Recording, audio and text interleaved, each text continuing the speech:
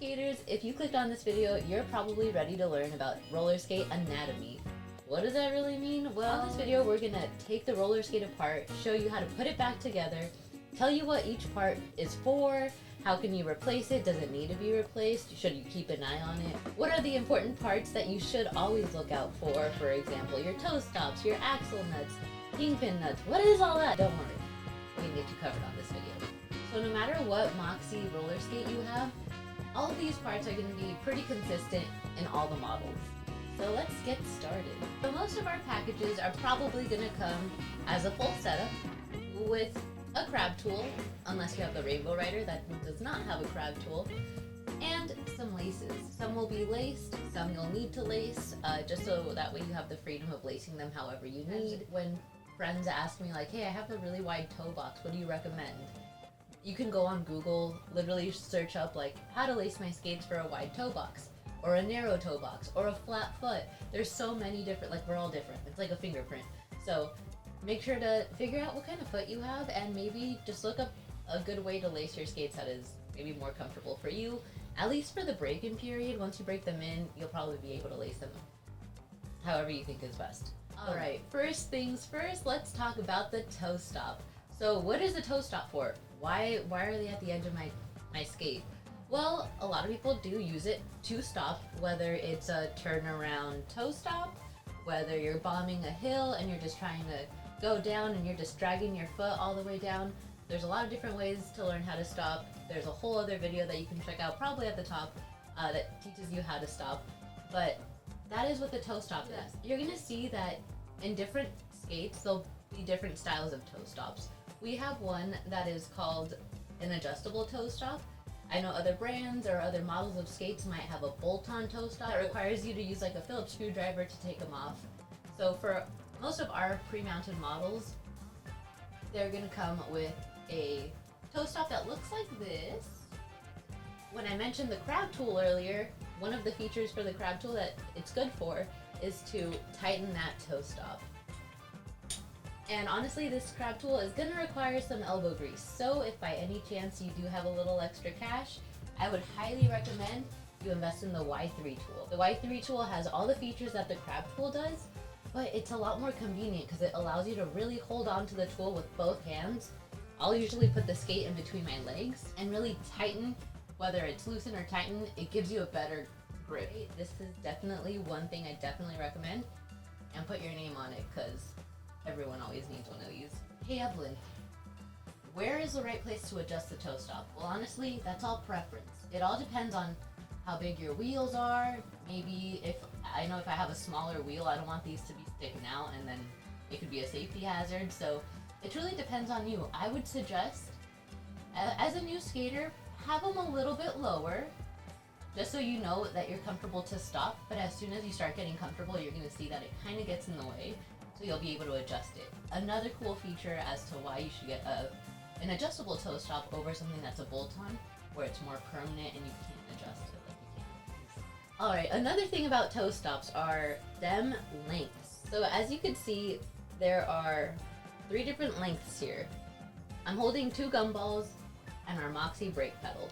Honestly, I don't mean to just say that I like the brake pedal because it's Moxi, but I really do like that it's perfect for Goldilocks, you know? Not too small, not too big, just perfectly in the middle, just right. Is that the quote she uses? Anyways, so yeah, you might ask, why would I choose a short one over the long one? Well, like I said, depending on how big your wheels are, maybe if you have wide trucks, you're gonna want to consider just like how low you want your toe stop. Most of skaters that I know, they'll just like screw their toe stops all the way to the top, and that's how they feel comfortable. But those are experienced skaters that have been skating for a long time, so if you want to try that, give it a shot, or start off slow and see what size is best for you. At least starting with the middleman, you'll be able to just find what your sweet spot is. Also, sometimes if you get the really long one and then you try to push it all the way to the top, be mindful because that stem will end up hitting that boot, because it doesn't just stop at the end, it's not going to automatically stop. So just be mindful that if you do feel something in your toe box poking, it might be that long stem. Earlier I talked about the Y3 tool for the toe stop. Now some packages might include other plates that might require other tools. I know for a fact that Powerdyne plates have an Allen key, and then they have a tool that you can purchase that locks in that toe stop compared to using a toe stop nut. The Y4 tool has all the features that the Y3 would usually cover, kingpin, which we'll go over in just a bit. And last but not least, for the toe stop. So instead of having the wrench side of it, you're gonna have an Allen key. Be mindful though, like I said, this is for the Powerdyne plate, so if you do have the Avanti Magnesium, they are not the same size. So this will not work for that, just as a heads up. Up next, we're gonna talk about the wheel. Now you can find plenty of videos talking about wheel sizes, the softness and hardness of it. We'll go ahead and add that down in the description or right on top. So we have that kind of information on those videos. What I'm here to talk about is, what are the parts to the wheel? Like, what do I need to know about it for my anatomy of my roller skate? First thing, you're gonna buy a set of wheels. You're expecting, I'm gonna get wheels, I wanna put them on my skates, and I wanna start rolling. Well, you ordered a pair of wheels, but something's missing. The bearing. They don't just come with bearings, is because there's just so many styles of bearings out there. They're all usually the same size, 8mm for roller skates, but they'll be different qualities. So you could get some stock or generic qualities up to like Swiss and ceramic. The ones with made out of ceramic have ceramic balls, which go a lot faster than your stock. So you gotta make sure that when you're buying wheels, you're either gonna be switching out the bearings that already come on your skates. You can take these out. I'll show you the tool that you can use in just a second. Honestly, my preference is just buy another set of bearings. I know sometimes we don't have the money for it, but if you do have that money, I definitely just recommend buy that extra set of bearings. That way you can get them installed and you can just pop them in and out and you don't have to be worrying about switching out the bearings.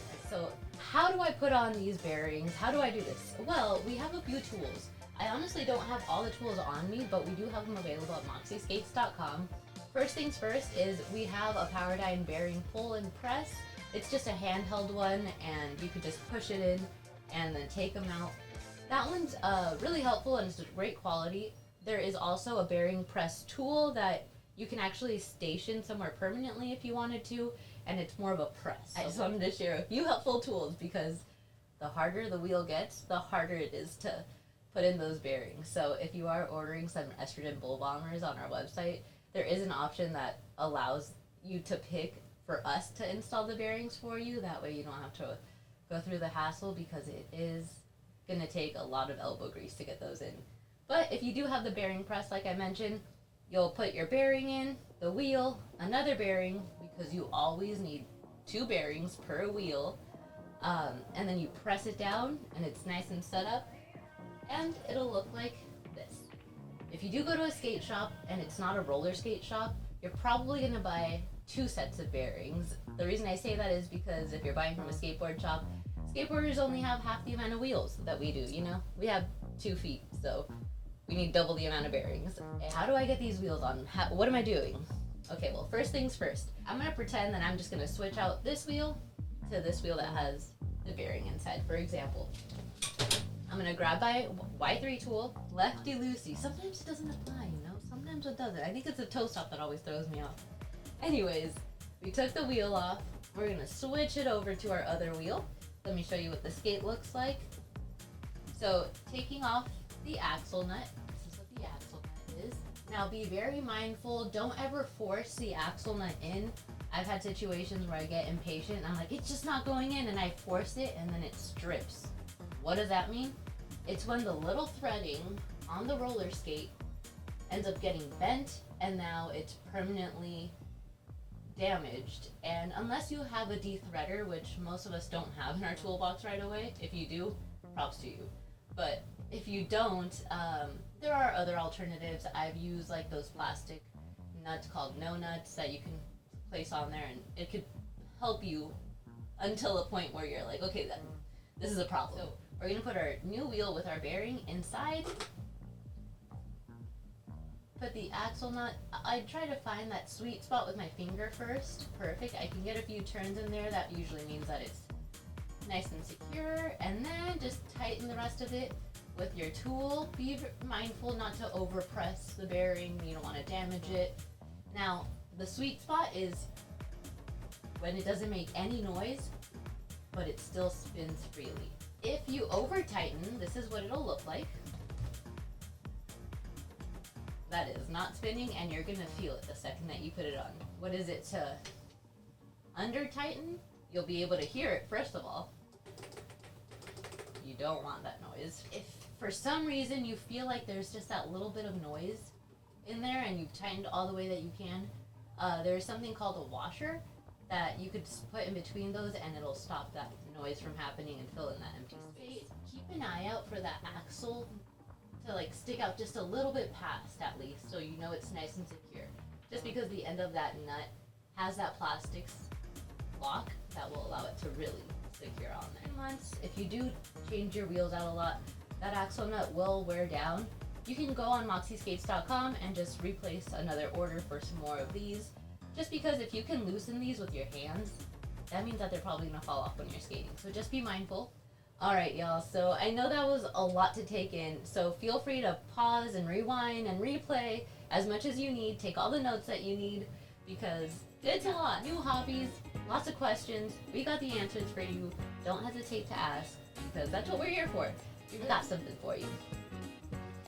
This really cool book, we have it at moxiskates.com. It's a great gift for those that are starting to roller skate or are just curious. It covers every question that you can think of. Whether it's like, what stretches should I start off with? How to stop? Beginner skills that you want to learn? How to clean your bearings to make them last extra long? Different things about your wheels? Talking about plates and materials. They got all the kinds of skate anatomy that you might need.